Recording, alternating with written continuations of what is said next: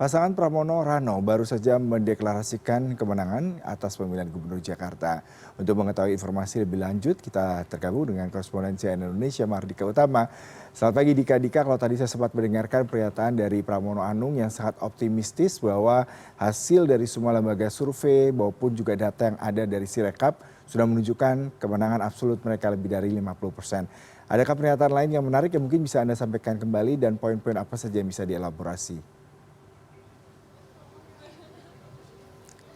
Ya, selamat pagi Yuda. Kita sudah sama-sama mendengar tadi tim pasangan calon gubernur dan wakil gubernur nomor 3, Pramono Anung dan juga Rano Karno baru saja mendeklarasikan kemenangannya berdasarkan hasil data dari Sirekap. Nah, saya akan langsung mengajak Anda untuk berbincang bersama dengan Mas Pram. Selamat Mas Pram. Apa kabar? Alhamdulillah baik. Bagaimana Mas tidurnya Mas?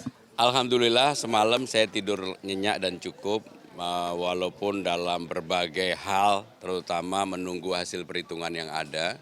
Dan alhamdulillah pasangan nomor 3 mempunyai 100% data CKWK lengkap. Sehingga dengan demikian data ini tidak berbeda apa yang ditampilkan oleh KPU maupun KPUD di perhitungan mereka, dan akhirnya datanya sudah juga 100%.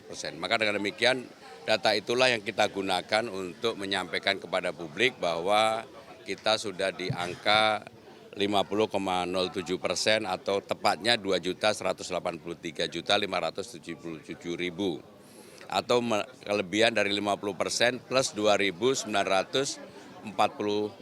suara. Oke, artinya bisa dipastikan jika kita mengacu kepada Undang-Undang DKJ tahun 2024 bahwa Pilkada DKI Jakarta ini akan hanya satu putaran saja. Karena ini realitas dan ini hasil hitungan, bukan hasil hitungan kami saja, tapi juga hitungan KPU maupun KPUD. Oke, baik. Setelah hitungan ini resmi keluar, nih apa yang akan dilakukan setelah ini? Jadi kalau ini memang sudah menjadi amanah saya dan Bang Dul, dalam 100 hari pertama saya akan menyelesaikan apa yang menjadi janji-janji saya di dalam belanja masalah ke berbagai daerah, terutama hal yang berkaitan dengan Kartu Jakarta Pintar, Jakarta Sehat, lansia, difabel, dan sebagainya, yang itu menjadi persoalan real di masyarakat. Itulah yang menjadi prioritas untuk kami selesaikan.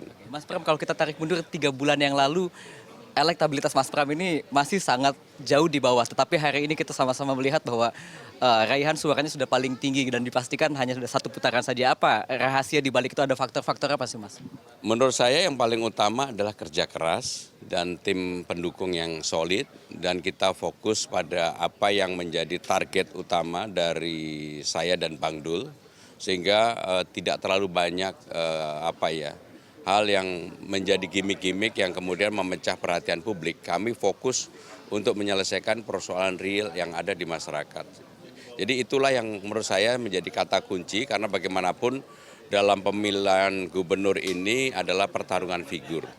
Dan itulah yang kami lakukan secara sungguh-sungguh dan serius. Oke, setelah data Sirekap sudah terkumpul, apakah sudah ada ucapan selamat dari dua paslon lain?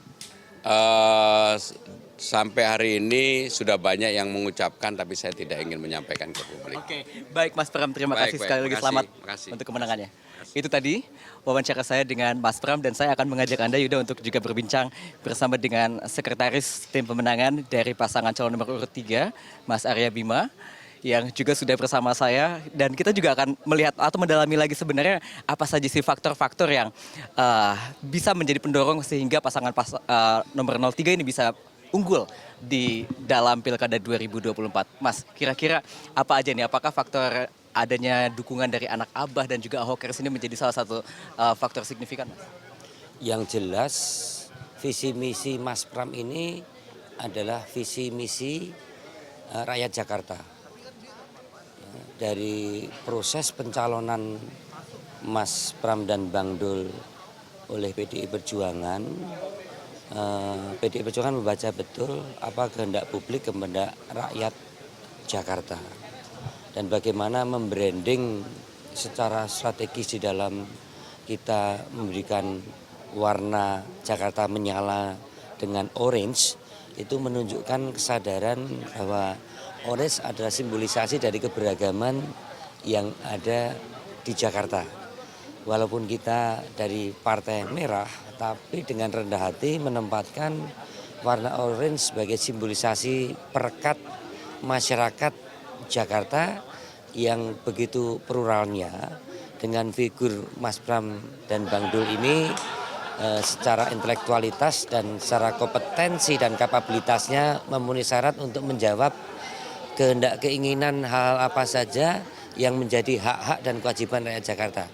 Menurut saya keberhasilan di dalam positioning branding strategisnya dengan Jakarta Menyala. Jakarta Menyala adalah Jakarta yang tidak ribet, Jakarta yang dari keinginan banjir menjadi tidak banjir, Jakarta yang mendapatkan akses sekolah menjadi mudah, Jakarta yang menginginkan sesuatu hal yang menjadi lebih simpel. Selain branding strategis, kita juga menggunakan branding elektoral. Branding elektoral kita memang mesin yang bekerja adalah mesin partai. Dalam hal ini yang optimal adalah sampai anak ranting, termasuk di dalam mengkolek form C1 yang tadi malam kita 100% bisa terkolek. Kemudian juga elektoral dari mesin relawan dan relawan dari 72, relawan dari bekas tim sukses DPR RI, juga bekas tim sukses dari DPRD Provinsi. Selain itu juga kita menyatu dengan berbagai komponen masyarakat secara elektoral, baik itu mohon maaf masyarakat Jawa, masyarakat Sunda, masyarakat Betawi, masyarakat Minang Sumatera dan hampir seluruh etnis di Jakarta ini menyatu. Itu secara elektoral. Tambahan booming terakhir kan itu mencapai kapasitas elektabilitas kita sekitar 44%. Kemudian kolaborasi dengan tim Abah atau Mas Anies itu sangat terasa sehingga kita bisa nendang sampai ke elektoral 50,07%. Yang itu menyatunya antara Ahoker dan tim Abah yang akhirnya total suara kita bisa mencapai 2.183.577. Ini adalah strategi positioning branding strategis dengan positioning branding elektoral yang teritorial dengan kita mempunyai cara yaitu jaring asmara, jaring aspirasi masyarakat dengan posko RW. Setiap RW akan mengisi janji-janjinya, keinginannya kalau Mas Pram Bang Dul jadi nanti dapat apa, perubahan apa di RT RW. Saya kira itu. Artinya tambahan 6% yang sangat signifikan membawa kemenangan ya? Iya, membawa kemenangan untuk 50% persatu ya. Oke, Mas izin untuk kita beralih sedikit ke pilkada di beberapa provinsi lain. Hasil positif di DKI Jakarta tampaknya tidak diikuti di beberapa tempat seperti di Jawa Tengah misalkan yang biasanya menjadi basis dari PDI Perjuangan. Banten juga. Bagaimana Anda menanggapi ini? Kalau kita lihat perolehan dari suara Pak Andika dan Pak Hendi dengan suara pileg kita, PDI Perjuangan solid. Ya. Kemudian biasanya memang kolaborasi kita dengan Nahdlatul Ulama, wakil dari gubernur seperti dulu Pak Ganjar dengan Taj Yassin. Tapi kita juga pernah merah dengan merah, yang waktu itu Pak Ganjar, wakilnya Pak pernah merah dengan merah. Saya melihat kalau di Jawa Tengah ini faktor Pak Jokowi yang kemudian turun menyebar ke Jawa Tengah itu sangat berpengaruh karena masyarakat di bawah itu masih merasa Pak Jokowi itu adalah PDI Perjuangan. Jadi di bawah ada kecenderungan dengan dukungan Pak Jokowi yang terbuka mendukung Pak Lutfi dan Pak Taj Yassin itu juga mengaburkan para simpatisan kita di level bawah terutama di daerah pedesaan. Ini yang menurut saya pengaruh kekalahan di Jawa Tengah sangat dipengaruhi oleh turunnya Pak Jokowi di titik-titik basis PDI Perjuangan yang mana itu terlihat terdolisinya suara kita. Di situ memang yang jadi masalah kenapa Pak Jokowi demikian kuatnya masuk ke kantong-kantong merah sementara orang-orang ini adalah orang-orang yang berjuang untuk Pak Jokowi di 2014 dan 2019. Ya, banyak bupati yang tidak jadi sementara para bupati ini adalah orang-orang yang berjuang untuk Pak Jokowi di tahun 2014 dan 2019.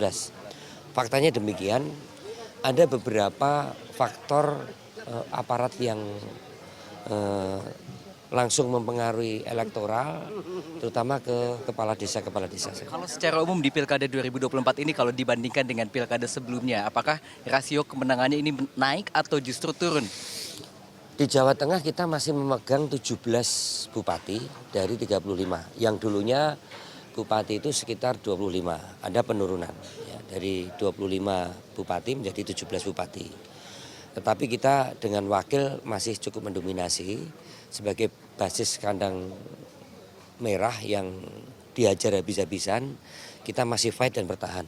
Ada 17 bupati di kandang merah yang kita tetap jadi, walaupun di gubernur kita mengalami kekalahan suara, tapi by proses secara kualitatif konsolidasi di internal partai untuk kader 3 pilar, baik di struktural maupun di legislatif, dan beberapa kader kita di eksekutif itu relatif solid. Secara kualitatif kita tetap bangga walaupun terdulusi di beberapa tempat karena pengaruh ya bansosnya dan pengaruh Pak Jokowi yang turun secara masif dengan membawa atribut kampanye sembakonisasi itu luar biasa.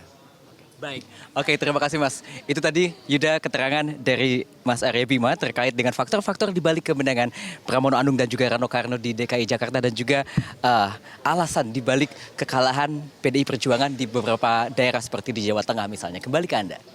Mardika Utama, terima kasih untuk laporan langsung Anda dari Jakarta. Selamat bertugas kembali.